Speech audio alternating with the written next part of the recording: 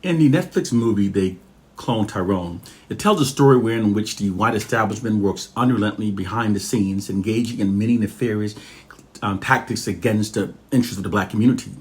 Nefarious tactic that aids the white society in maintaining their social dominance and control over black people by keeping the black community in a state of self-deprecation and our minds functioning at a lower level vibrational. Now, what I'm going to disclose in regard to the film is not some feeble-minded conspiracy theory based upon a fictional movie that merely seeks to entertain us, as so many people have been programmed to think. Often whenever a speaker of truth speaks the truth, he sounds like a raving lunatic to those possessing programmed minds. Their minds have been psychologically blinded from seeing by the matrix from seeing our true reality. I assure you that I'm not a lunatic. The white oppressors often reveal through films what they've done and continuously does to black people. Some describe this practice as being a form of ritual marking of the victims, but it's actually a practice that allows the oppressors to avoid the law of karma called revelation of the methods. There are hidden rules and principles within this warfare of domination that must be adhered to. The oppressors must make their oppressive tactics available to the oppressed. They therefore often embed them within movies, TV shows, and even in books. They don't do so blatantly where which the revelation is easily recognized by its victims. They do it just enough to meet the threshold required to avoid the law of karma. It often appears as pure entertainment. However, because the oppressive tactics have been made available, when the oppressed do not act upon the knowledge, by default, they've given the oppressors permission to oppress them. It's a social contract that allows the oppressors to avoid the law of karma. Proof that it's true that our communities are kept in a perpetual state of collective self-deprecation and that our minds are kept functioning at a low vibrational frequency is made clear evident by the fact that countless millions of us now call ourselves niggers, thugs, bitches, and hoes, sags our pants, glorifies pimps, and glamorized drug dealers. And even far worse, many of us prefer to be called a nigger than an African. If you cannot see that these noted behaviors are self-deprecating, it's because you're functioning at a lower vibrational level. We African Americans did not make the N-word ours. That narrative that we made the N-word ours is a false propaganda that has been repetitively fed into our communities by white propagandists.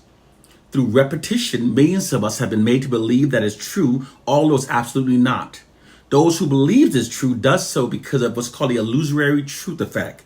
The illusory truth effect is when people have been made to believe that false information is true by repeated exposure to the false information. Repetition makes the disclosure appear more truthful, but it's not. The true reason why millions of African Americans call themselves niggers is a result of negative media social engineering. It was actually white social engineering scientists and propagandists that manipulated millions of us to call ourselves niggers through their control over our media images. It allowed them to negatively steer our culture while misleading us to believe that we're steering ourselves.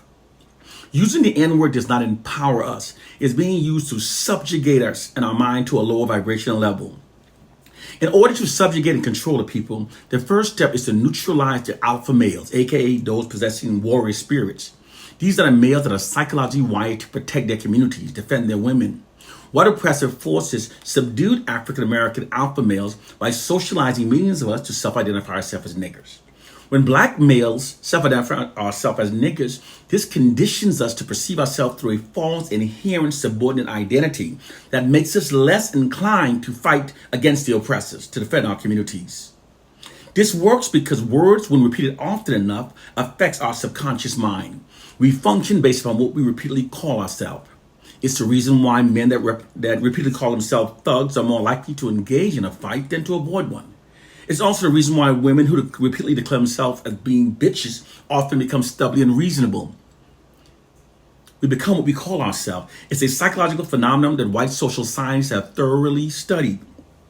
When we call each other nigger, we also dehumanize each other, which makes it easier to mistreat each other. That's a fact the military has known for a long time. When we African Americans call ourselves niggas, this also separates us from our unified African heritage. Without having a base identity to connect our vast cultural wealth over time, we become further fragmented and we can then be made into anything the oppressors want to make us into. This is why they condition us to call ourselves niggers.